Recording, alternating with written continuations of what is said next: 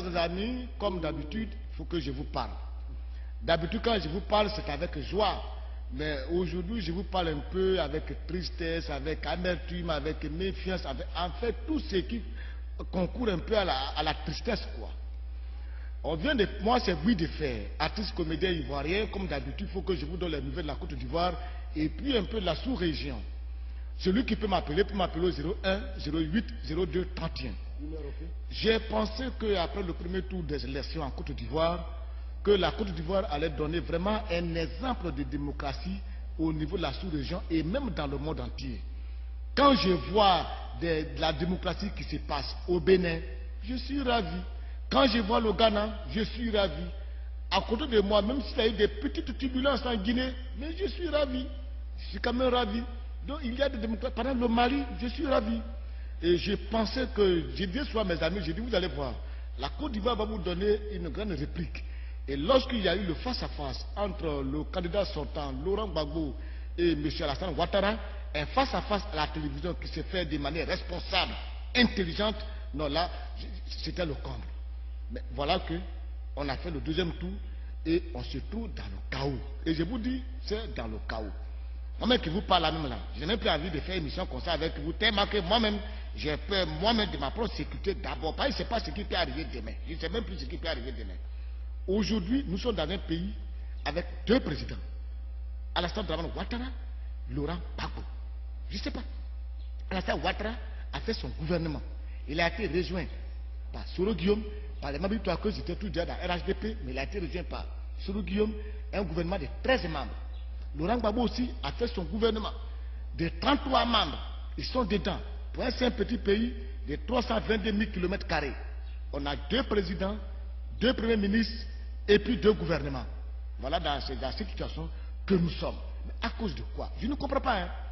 Vous êtes parti à Ouaga.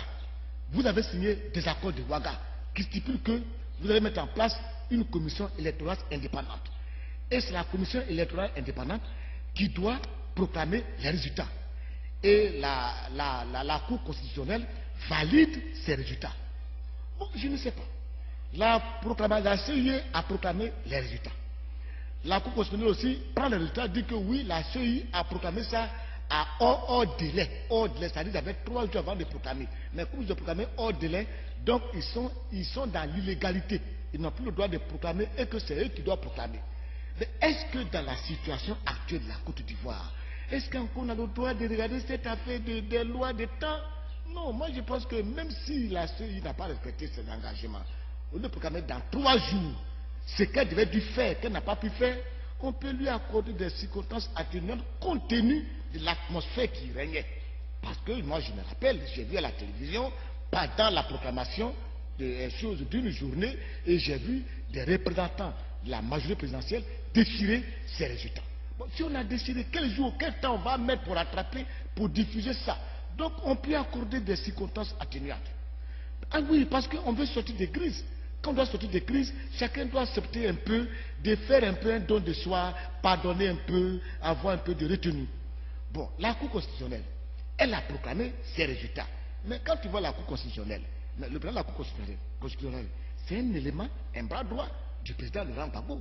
C'est le président du Conseil général et FPI de la région de Divo. Mais moi, je ne comprends pas.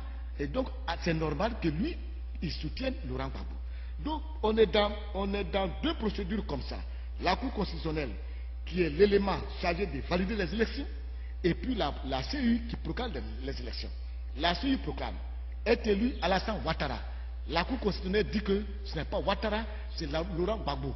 Parce qu'il y a eu 7 départements du Nord qui ont été enlevés dans le décomptage, dans le comptage, ou alors on appelle ça décomptage, je ne sais pas, mais dans le décomptage des voix. Mais je ne comprends pas. Et quand ils ont fait cela, Alassane Ouattara se retrouve avec 48,90% des voix. Laurent Gbagbo se retrouve avec 51,10%. Et avec ça, on a enlevé 10% des départements du Nord. Mais ce que je constate, bon, le président de la République, il a sa raison. Il a pris son mandat, il n'a pas fait 2 ans, ils sont venus l'attaquer, il n'a pas eu le temps de travailler. Ça, c'est vrai. Mais quand j'ai fait le décomptage, bon, on a enlevé 7 départements. Et puis lui, il a 51, l'autre a 48,90. Mais l'écart est tellement mince. Tu vois, mais est-ce qu'on peut diriger un pays avec des voix, avec les voix des autres pays? Hors de cela, non, non. Parce que le droit au vote là, c'est un droit c'est-à-dire c'est un droit absolu que tout citoyen a droit. S'il a voté, on doit prendre ça en compte. Maintenant, quand on annule, ça veut dire qu'il n'est plus un citoyen de ce pays. Il n'est plus un citoyen, il n'a plus droit à la parole. Bon, je m'interroge. Bon, qu'est-ce qu'on peut faire dans l'impasse actuelle? 7 départements du Nord et du Centre qui ont été retirés. Si je ne me trompe pas, je peux bien me tromper, hein. Il y a la région de Boaké qui a été retirée. La région... Oui, chers amis du Voix TV, bonsoir. Merci de suivre les grandes interviews de Jean-Marc Kwasi. Comme vous le constatez, c'est avec un retard assez considérable que nous commençons cette émission. Comme on le dit, certainement l'homme propose, la technologie dispose. Je voudrais, au nom de la régie, au nom de la direction du Voix TV, vous présenter toutes les excuses de l'émission Les grandes interviews de Jean-Marc Kwasi. On vous l'a annoncé il y a de cela un temps. On vous a dit qu'aujourd'hui on recevait M. Guy-Défer, comme on le connaît tous, M. Guy-Défer, artiste, comédien. Il est aussi celui-là qui a fait le beau jour de la Côte d'Ivoire. La Côte d'Ivoire, notre patrie à tous. La Côte d'Ivoire, notre seul pays qui nous reste. C'est vrai qu'aujourd'hui, comme on a l'habitude de le dire, les Ivoiriens sont en train de se battre, mais écoutez, c'est entre nos frères, on se bat éventuellement. Notre pays va repartir sur de nouvelles bases, des bases plus saines, et cela va nous réconforter davantage. Comme je vous le disais tantôt, je reçois aujourd'hui sur le plateau des grandes interviews de Jean-Marc Kwasi, M. Guy-Défer.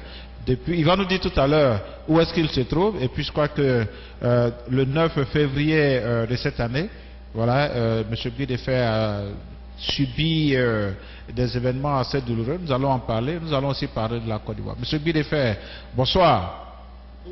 Bonsoir. Voilà, merci d'avoir accepté notre invitation. On est vraiment désolé pour ce temps. La technologie, encore une fois de plus, nous a lâchés. Comment vous vous portez? Je me porte très bien, ça va. Voilà, et comme je le disais tout à l'heure, le 9 février, vous avez subi des événements. Est-ce qu'on peut, un temps soit peu, revenir là-dessus? Qu'est-ce qui s'est effectivement passé ce jour-là?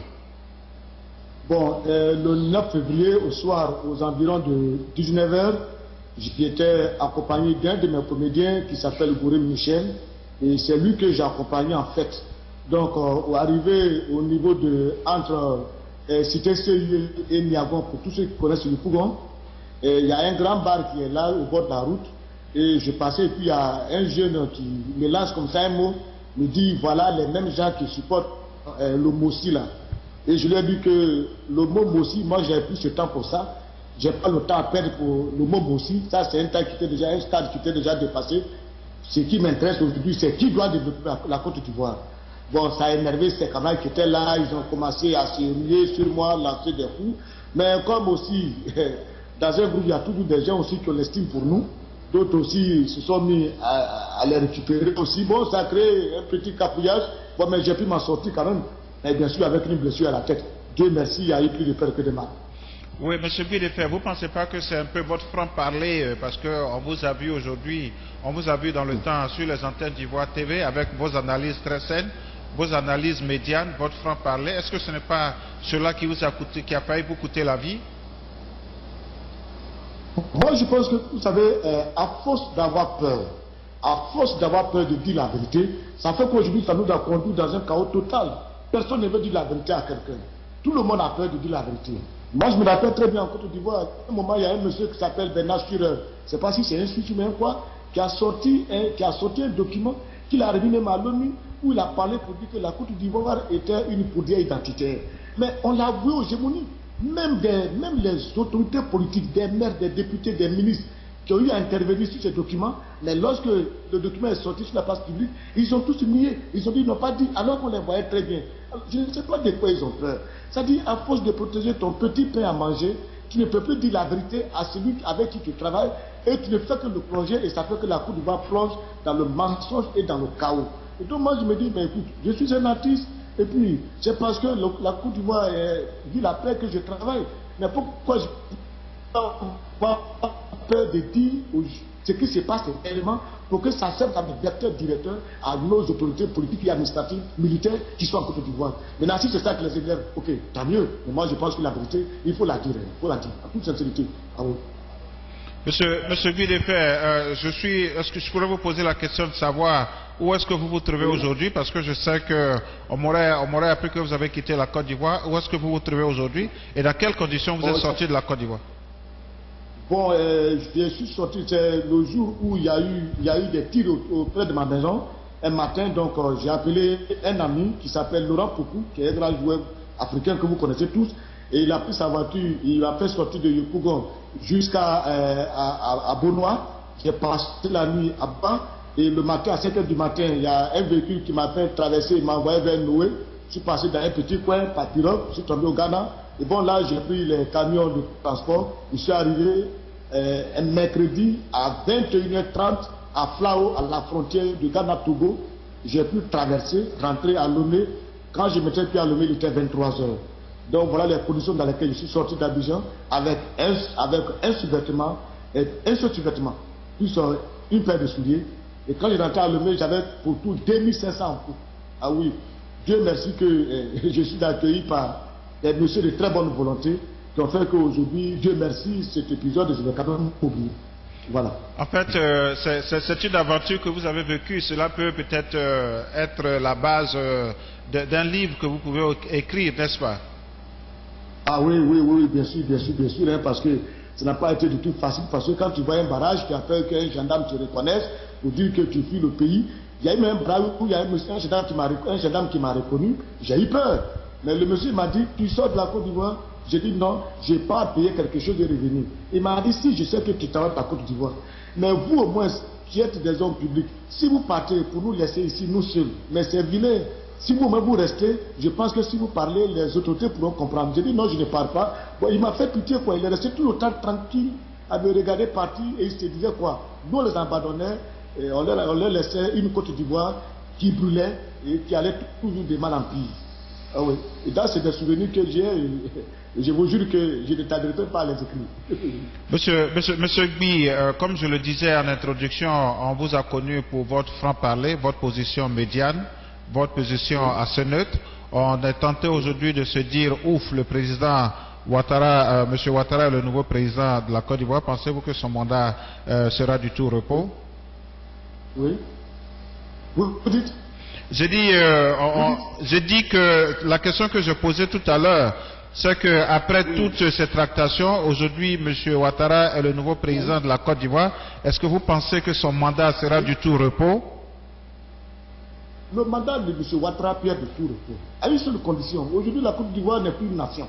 Nous sommes dans un pays, mais pas une nation. On n'est pas dans une nation, on n'est pas dans un État.